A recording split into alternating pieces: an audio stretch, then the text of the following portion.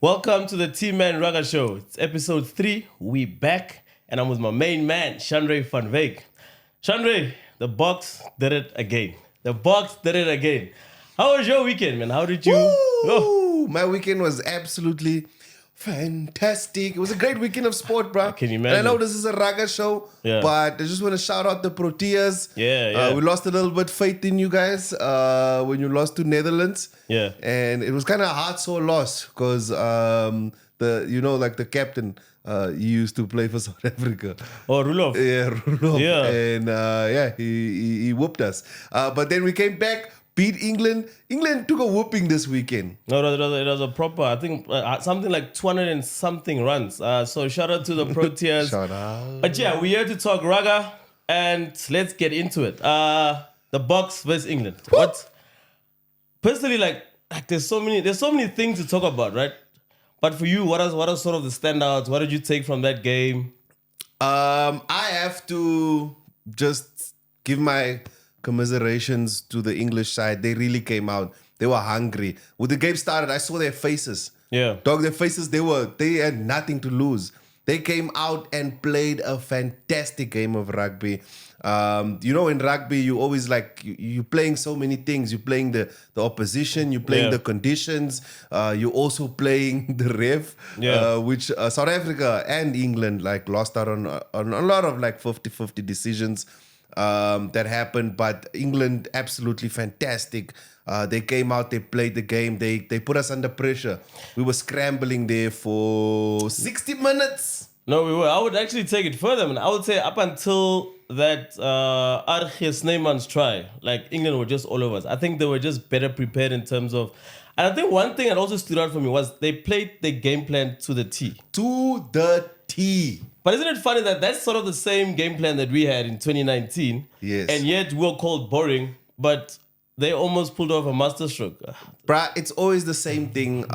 Always with these English or this Northern Hemisphere teams. Yeah. And not only the teams, they're pundits as well. Yeah. As soon as we try and we dominate a certain section of the game, they want to change the rules. Listen, I was watching a interview the other day. They're like, we can't have a penalty for scrum. Is the game all about scrumming? I'm like, what are you talking crazy, about? man. If they had backs that would dominate at the scrum and concede penalties, then they'll be like, oh, we love that rule. Hey, just because you say something in a fancy accent doesn't mean World Rugby is going to change the rules. But imagine taking away the scrum. I mean, that's a fundamental of rugby. I mean, Bruh, they want to take away the penalty. might as well just take away everything then. Bruh, come on. The scrums, the rucks, the lineouts. I mean, those are fundamentals of rugby. Bruh, it's a tactical game. Yeah. And that's what it must remain. And England played wonderful. They can hold their heads high. No, without a doubt. But where do you think SA won it? What do you think made the difference in terms of South Africa? I think we play for something greater than ourselves. I mean, if you look at the stats, we don't have any one player in the top 5. We're talking tries, meters gained. We don't have any players in the top 5, not even the top 10. We play a team game. We play a team game and we stick together, and that's what we did. Hats off to England. They put us under pressure, so much under pressure. Dirty play from a couple of their players, but it's fine. We move on. And I don't even want to talk about the Mbonambi situation because that's absolutely ridiculous.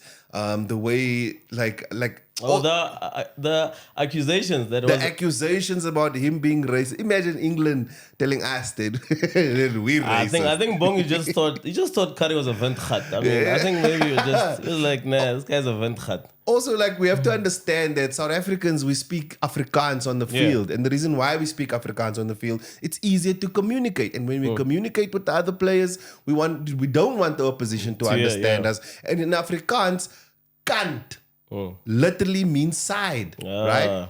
Right? So maybe he said white kant, right? Or maybe he said wit kant. Wit kant, yeah. Which literally means white side. And it doesn't mean anything. Yeah, but it'll be interesting to see how that plays out. But I think from the Bok management, you can just sense that there's nothing there for them. Like literally, there's nothing there. They played an amazing game. This is unfortunately is just what happens when you lose. I mean, we can see that after the France lost, how the death threats came in for Reina. that was sad. I mean, it was sad.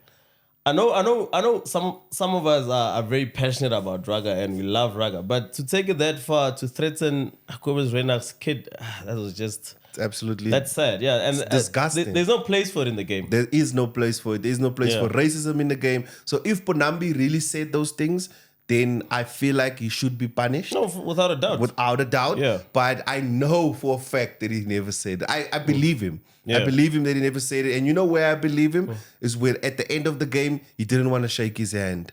And you know, rugby is such a passionate sport. We can be enemies in the game. Yeah. But as soon as the game is over, all of us are friends. And that's how I know he's really angry because he's like, I'm not shaking your hand for making up things because I never said that. Yeah.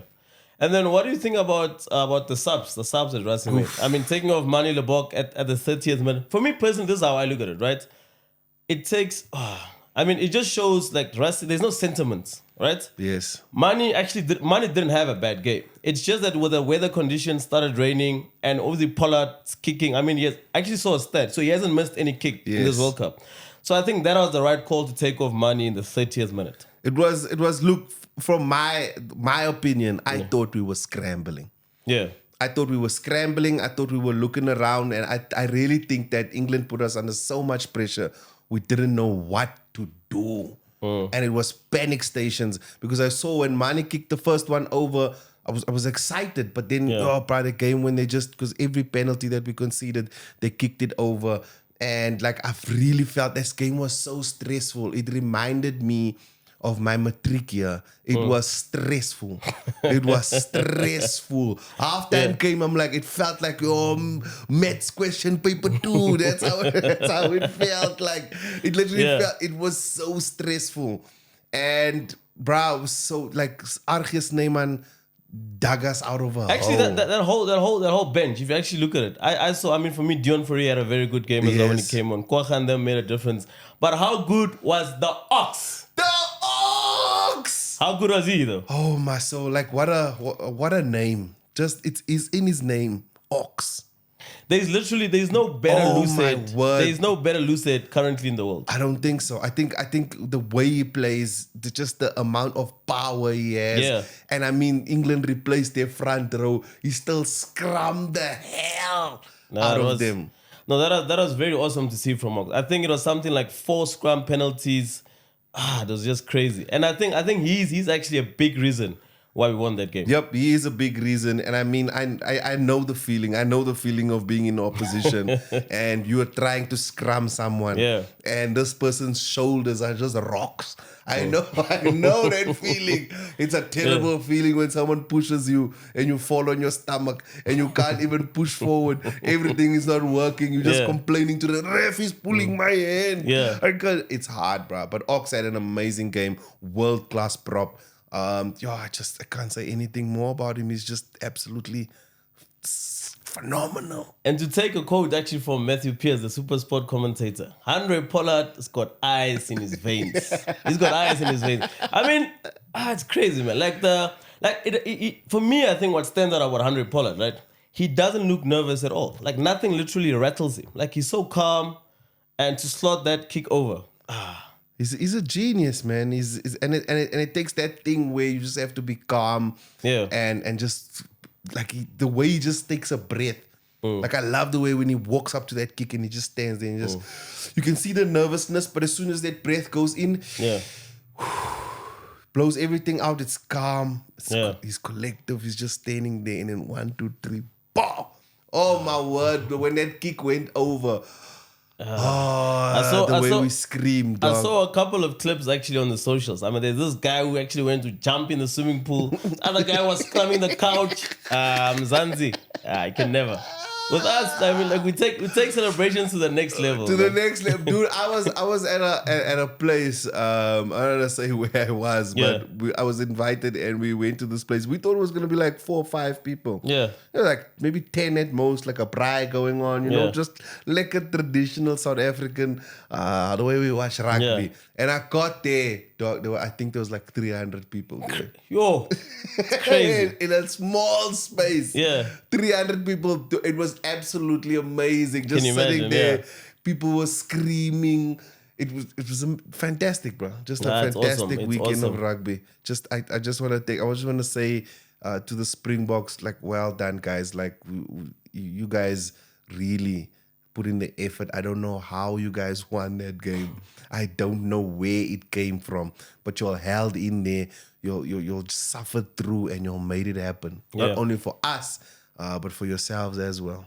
Yeah, if only it was possible. I just hope like the whole vibe that we're feeling right now in the country can last forever. But you know, it's mainly only because of the box. But it's so awesome to be South African right now. It's just Lekka, man. It's absolutely Lekka. Lekka, man. Just to get through, we just need to sort out our political issues. Then we'll be fine. We'll be fine. I mean, when the Springboks won, I saw like one of my friends, Abuti Lolo, literally posted, "Yeah, more electricity." Crazy. Man, but what a fantastic weekend of rugby, the box, man. I just bro, that England side really who's this guy? I'm gonna tell you now. This guy is Stewart. Yeah, the fullback. Oh my word! Like under the high ball. Yeah, under that high ball, he was solid. He was solid. absolutely solid. No matter what came to him. And the way the defense was. But I also think that number 9, I think it's Mitchell. His tactical kicking from the base to get those up and unders going on. No, but you could see that was a tactic from England. But I think they got that spot on. They got that spot. Their rush defense was really difficult for us to handle. I really just thought that, if they could have just swung that ball out a little bit and someone could just get a tap over. Because we tried a couple of kicks, like a cross kicks over, and it just wasn't working. The conditions was windy, it was raining. I don't think we could have handled it. It was difficult. It was talking really about swinging the ball. Can you remember Jesse Creel touching the ball? I personally no, not can't. at all. I think South Africa just stuck to their game plan. Yeah, it was literally just. Don't you think it's more to do with England didn't allow us to play? You know what I mean? Rather than, I think it's more England didn't allow us to play. Yes, that you can definitely say that because of that rush defense. I mean, the ball would just be released from scrum off, and then the England side was already on us. And there was literally nothing we can do. And I thought that, oh my word, just swing the ball. But then I was like, actually, you know what? Let's just stick to this game plan. Attack the ball after the ruck. Attack into the side of the ruck. Attack. It's going to open up. Get those set pieces. Mbonambi really stressed me with those lineouts. But I think for me as well, I think it's more to do with. I think England forced those errors because if you can actually check that first half, there are a couple of lineout steals. Our lineout was not functioning, and then what tends to happen as a hooker, because there's pressure in the lineout, you tend to want to throw more to your side. You know what I mean? So I'll give credit to England. So we touched on Jesse Creel earlier, not touching the ball. How about Lukhanyo Am? He's on a paid vacation there. Yeah. Call up to the box squad, hasn't played yet. It's Lekka there. It's Lekka. I wish he can join in the final. I think we definitely need him. I don't know if we really need him. Lukhanyo in the final. I personally don't see us going against Jesse. I know like Creel is amazing. Like he's playing the best rugby he's ever played. But I really want to see some magic. Yeah. You know what I'm saying? I want to see some magic. With Lukhanyo, obviously. With Lukhanyo, and I really want to see us play a little bit of like passing rugby, passing the ball. But I don't know what's going to happen. I don't know. What's your predictions for this final? For the final, honestly, okay, the only thing I can say is that if the Boks played like they played last week, like this past Saturday, we're getting a thrashing from the All Blacks. There's no way we're winning the World Cup if we play like the way we did. Personally, I just hope, I've got like literally, the thing is, the nice thing about this final, the El Clasico as you called it, like it can go either way. It literally can go either way. Obviously, I'm thinking the Boks will pull it through, but we need to play much better. Much better. Because the past is out. We cannot think about Yeah. the other times we've beat New Zealand because this is a totally different team. As we said last week, like this is a totally after that France loss, it's a totally different team. I don't know what happened to them, but they're playing absolutely fantastic rugby all round from forwards to backs. I mean, we're definitely gonna struggle with Sevilla. Like he has been on a rampage. And talking about the All Blacks, how did you see the game against Argentina, the other semi-final? I don't know if it was worthy to be called a semi-final. It was the most boring game I don't was want to so finish. one-sided. It was so one-sided. I couldn't believe that this is a semi-final. I don't think World Rugby should ever allow it. I think the way the game is set up now, and we know who are the stronger teams, right? Yeah. I think they should be divided accordingly. Yeah, but that's the other thing they were talking about earlier on in terms of the draw. You know what I mean? I think the biggest issue was the draw was done. But I think going forward they'll fix that. Because what you would ideally have wanted was to have a competitive semi-final. Yes, to have a competitive semi-final. Kind of set it up like tennis does, where they know who are the best ones and they put them accordingly, knowing that hopefully towards the end all the top four all maybe the top meet four in the will be there, semi-final. so it can be entertaining. I mean, Argentina, whatever they did, bro, they got nothing right.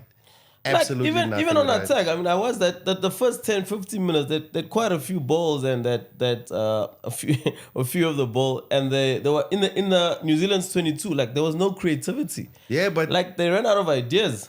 They also their defense is very weak. I mean, as soon as New Zealand swung the ball out, they would make like 10, 15 meters just by swinging. Yeah, but also the skill of the New Zealand backs as well. But just like a normal, and I'm not even talking about even in the Wales game. Yeah. Even in when Argentina was playing Wales, like Wales would just swing the ball out and they would make 10, meters 15 meters running the ball. And I mean, if you do that to Argentina, that just means you swing the ball down, you swing the ball up, you swing the ball down, you swing it up again, and it's try time. And if anything, I mean, New Zealand probably missed a couple of tries out there. So it could easily have been 50, 60. And I called it. I told you. Yeah, you told me. You were spot on with those predictions last week. Yeah. That Argentina doesn't stand a chance. They don't stand a chance. And it was a very boring semi-final. I wasn't interested in. Yeah, no, it was too one-sided. But how good was Will Jordan though? Whew. He was good. I think he equaled John Olomo's I think World Cup triumphs. How much does he have? 8 or 9? Eight, no? Eight. It's got a he's hat-trick. he's equaled Brian Abana, John Olomo. I just don't know the other guy, but there's three of them. So one more try and then he... Hopefully he doesn't get it in the final against us. But he almost got it. He almost got the try in the Argentina game. And then what's his name was Richie. like, and then Richie was like, nah, I'm not gonna pass this to you. You got so much already. But he just finds a way to be in those positions. He's really good at that. It's like I like to call it like a poacher. Like in soccer, they say he's a poacher. He's a poacher, and he's just in the brilliant positions for that try. And he always scores them good under the high ball. Yeah. Pace as well, strength as well. I mean, what's his name had a fantastic game. Their number 11. What's his name? Talia. Talia. Yeah, but Talia, like it's so hard to stop that guy, man. Strong. Yeah, like. But he runs like he's so stiff. You know what I'm saying? He's so stiff and elusive. Because he runs like this. His whole body is straight. It's only his legs that are moving. And he's strong. Talia is very strong. I mean, he pushed off so many. Yeah, no, it's very hard to get him down. Yeah, it's very hard to get him down. He played a tremendous game. It's like every time he gets the ball, he makes meters. Yes, he makes meters. And I don't understand why he's so elusive. I think it's those tiny legs. And those tiny legs are strong. Strong. So yeah, so that's the other semi-final. So let's talk a bit about the URC, the first week of the URC.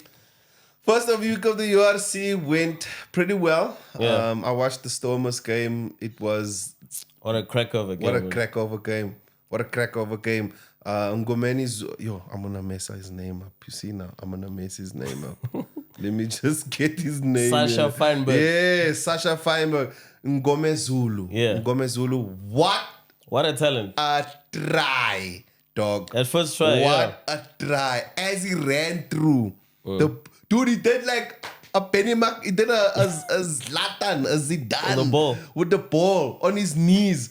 Boom, boom. And Yeah. then tapped it a little bit in his hands, looked for support, no one is there, and just placed the ball down. Absolutely amazing. Warwick Geland. What a talent, bro.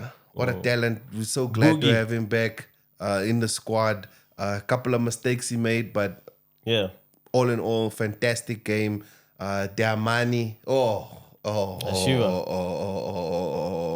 He was dope. Was a little stressed at Clayton Blommetjies playing fly Playing at half, 10 out of but position, he came through. No, he actually had a very good game. He's actually a very good 10.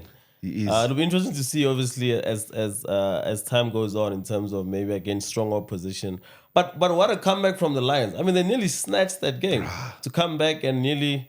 After they kind of like subbed all the old men Yeah. off, and Got all the youngsters all and the youngsters energy. came on. My word, they I played. think another 5 minutes and the Lions would have won that Yep, game. they would have definitely won that game. Yeah. But somehow the Stormers just find a way to win. Yeah. They find a way to win. And also I want to give a shout out to Brock Harris. Like my dude. 38-year-old. My dude. My dude. You are a legend. Yeah. And you like a cornerstone of the game. Like I don't understand how you can still do this. I really don't understand how you can still play. And you know that he's actually doing part-time coaching at the Stormers as well. Is it? Yeah. Gee whiz. If I'm not mistaken, he's actually involved. He was involved with under 21s on some games when he's not in the match day squad for the Stormers. He actually sits up with Dob and them in the coaching box. It's awesome, man. Gee whiz. No, it's gonna be a fantastic season. Commiserations to the Lions for losing that one. Very beautiful game. Congratulations to the Blue Bulls. Oh, what a thrashing. What a thrashing. They absolutely smashed Scarlets, yeah. They smashed them. Also commiserations to the Sharks. They lost their first game. Yeah, but it's also never easy to play Munster or Ulster even. To play those island teams, Munster or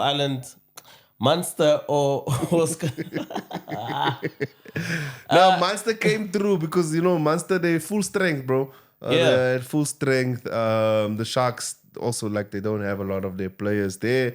Yeah, man, I was just happy. But when I was watching that Stormers game, the new player that they acquired, the prop, Bluesy. Oh, okay, yeah, for Stormers. I felt so sorry for him, man. Yeah. He had a bad game. He got scrummed. He kept making mistakes, especially at the malls. He kept pulling players down. Yeah. I mean, he did it twice. And then also, like, got scrummed to pieces. Yeah. And they had to bring him off. And when they brought him off, is where I saw my new favorite prop, bruh. And I'm going to tell you his name now. Oboka. Lizzo. Yeah, that's the signing from the Bulls. Lizzo.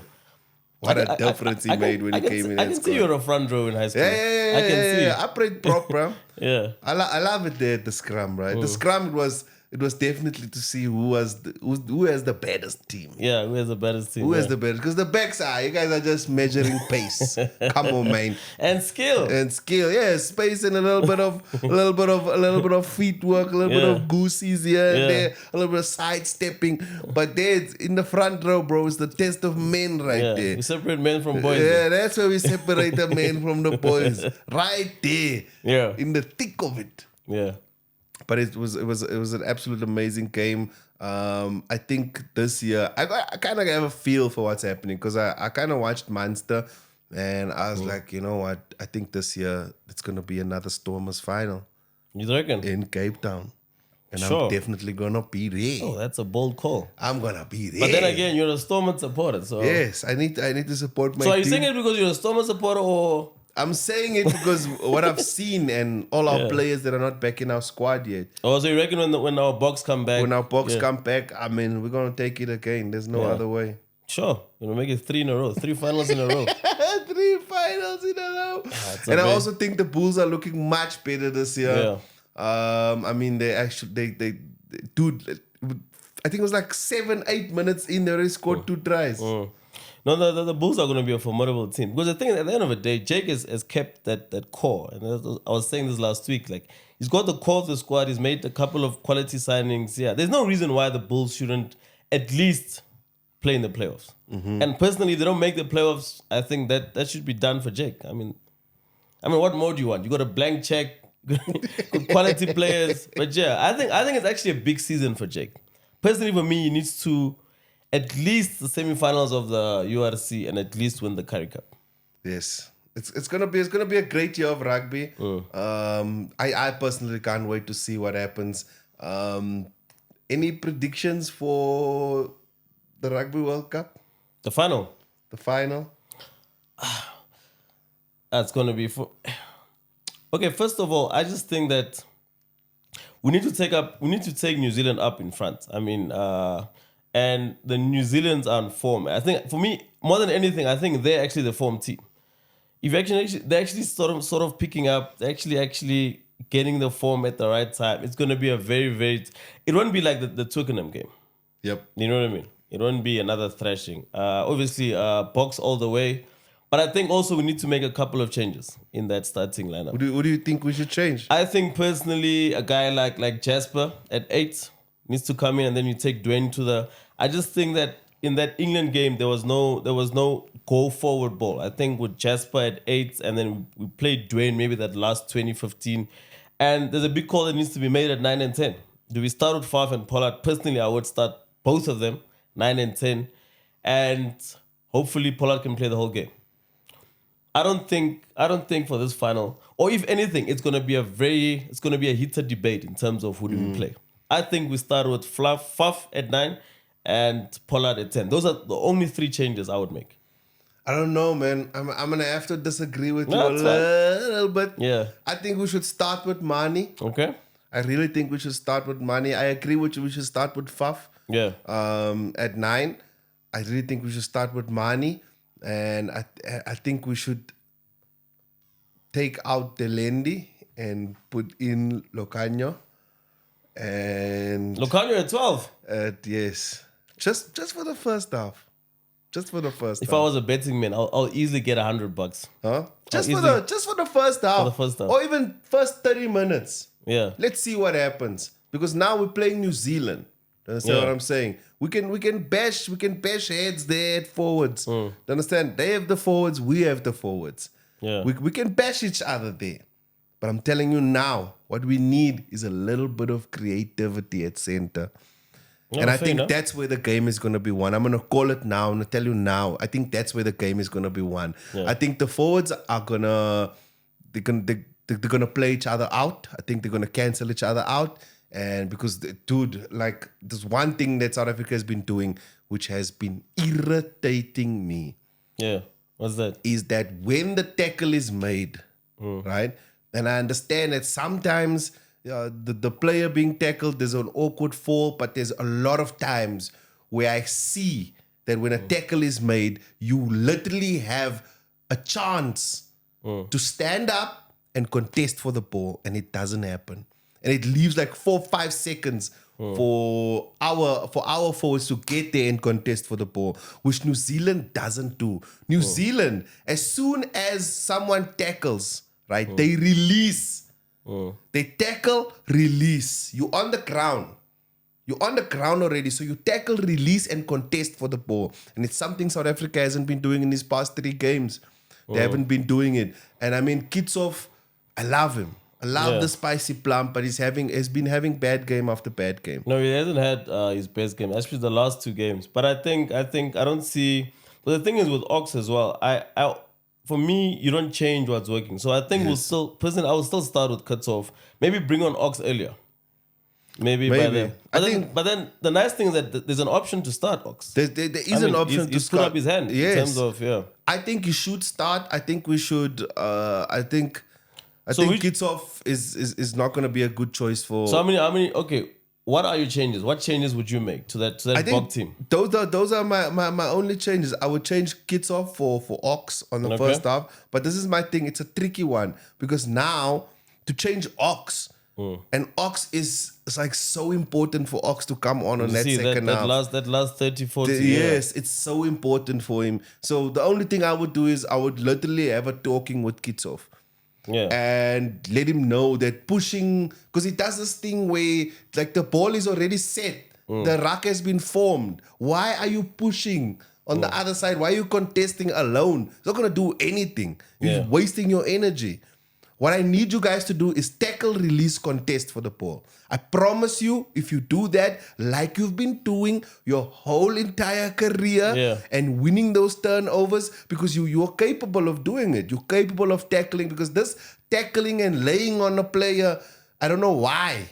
I don't know why you do that. Are you guys tired? Because that could also be the thing. I think that maybe those 6 days were just not enough rest.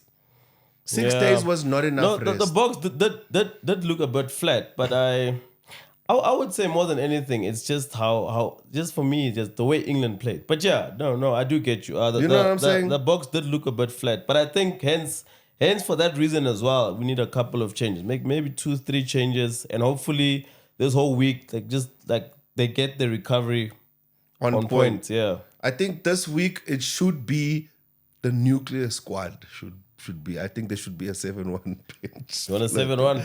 Yeah, I think I want to see that. I really want to see that, because I think we're gonna need it.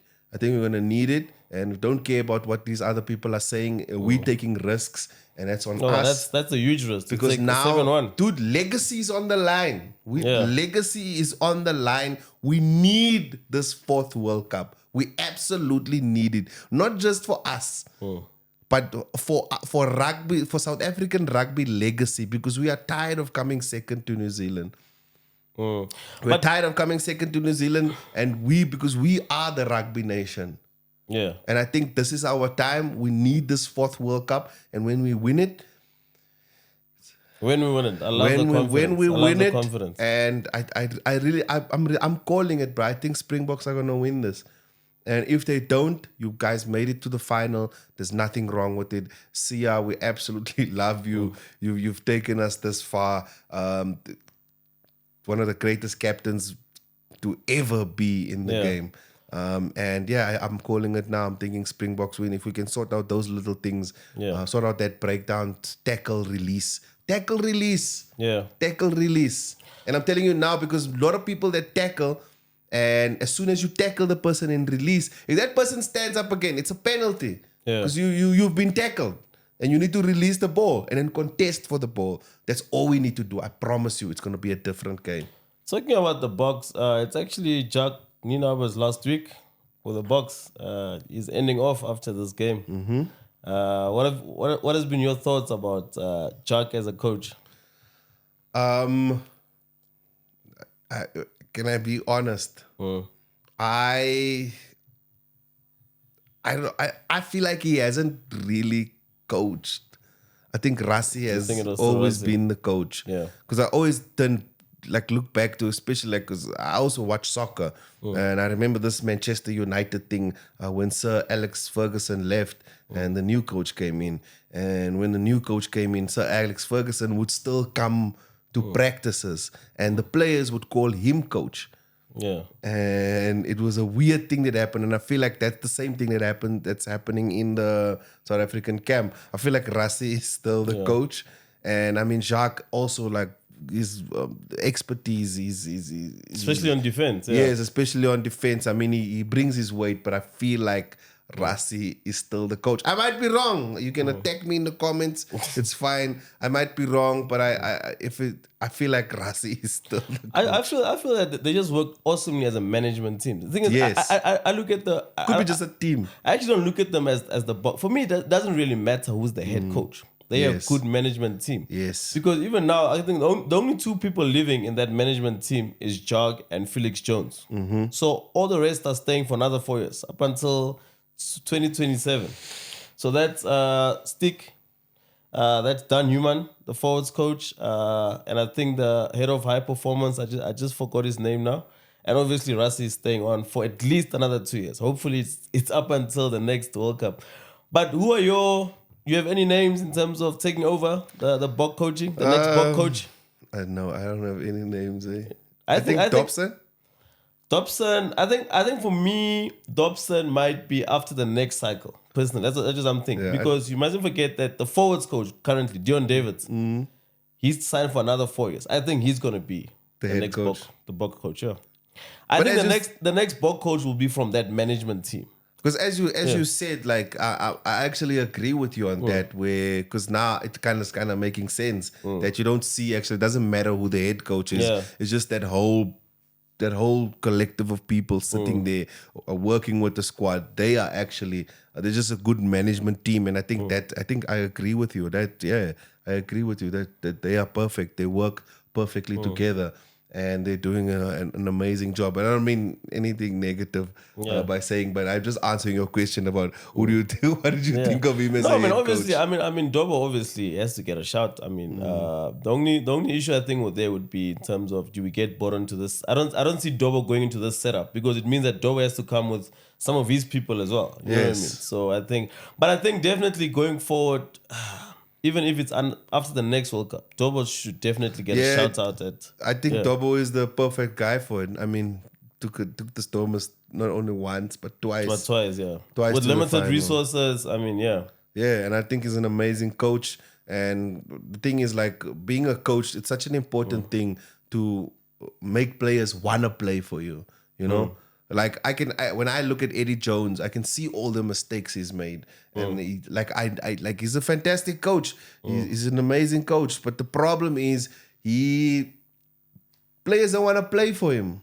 You reckon? You know, I think that players don't want to play for him because he plays the selections. I mean, how can you not have any senior players in your World Cup team? No one understands this. That when a player comes in, dude, I've as a player myself, I come into the game. There's players I've been watching my whole life that I've wanted to be like, and now what happens is when you're on the field, right? Your coach is kind of not there. You know what I'm saying? He's not there. And who you're playing for is your captain, is your senior players on the squad. And you kind of like want to have that feeling all the time because you see your coach when you come out the dressing and he gives you the game plan and you know what's happening and you go out there. It's kind of like when the teacher's not in the classroom and now you have to do the work. Do you understand what I'm saying? But now when you do the work and you're sitting there, the head boy is sitting next to you. The head boy is here. The head girl is here. The class monitor is sitting in front. Do you understand what I'm saying? Now you want to do your work and you want to show the head boy, hey, me, I'm also smart. I can do this. And that's what it is. It's that thing that Eddie Jones missed. He missed it. He missed it so much, and that's why Australian rugby it's where it is because of that thing in his selections and not making the players because players it's not rugby is not only a physical game, it's a mental game as well. You have to be mentally ready for anything that happens. You understand what I'm saying? Like having a player like Brock Harris in the squad while he's playing, while he's on the field, the experience and the players that look up to him and then want to play. Yeah, and that's what Eddie Jones missed this entire World Cup. Choosing such a young team and thinking that they were going to go far was absolutely ridiculous of him to do. That's just my opinion. Personally, I couldn't be happier what happened to Australia. I mean, being a South African, and long may that continue. But it would have been amazing to see them in the semifinals. Australia, it would have been just because Argentina didn't deserve to. Okay, it's hard Australia to say. was going to be worse, bro. Yeah, but if they had a better coach and just and better arrangement and got Australian rugby to the point where it needs to be, because dude, it's not a long time. But I also say that it's because they don't play us anymore. You know what I'm saying? They don't play us anymore. They were smart in the beginning when we wanted to do it. Then they were like, you guys have COVID. We don't wanna do the Super Rugby with you guys. Yeah. We just want to play with our teams. And we were like, okay, fine.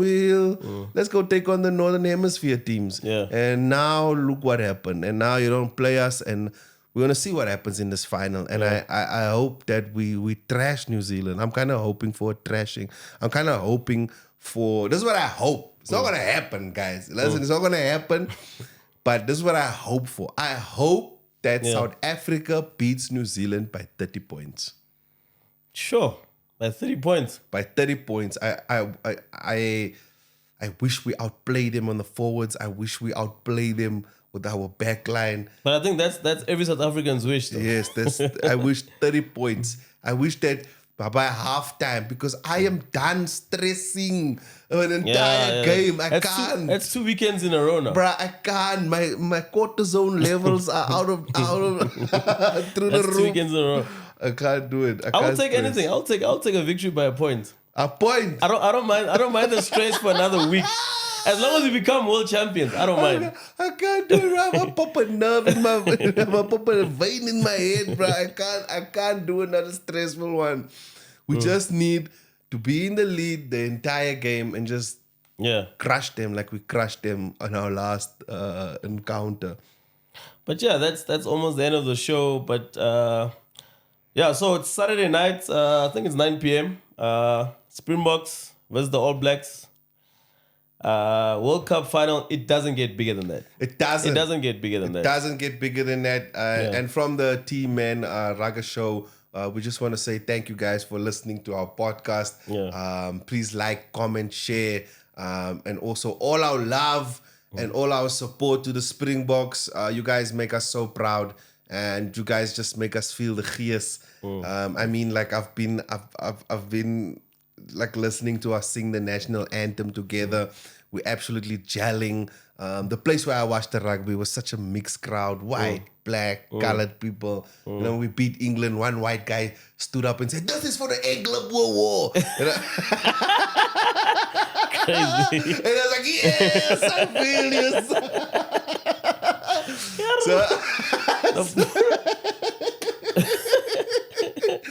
So thank you guys for making this Rugby World Cup special for us and for everyone in this country. We absolutely love it, and we love you guys, and we wish you nothing but the best. No, that's all from us from the TIIMAN Rugga Show. We'll catch you next time, and all the best to the Boks. Let's go, Boka, Boka, Boka. Adios. Cheers.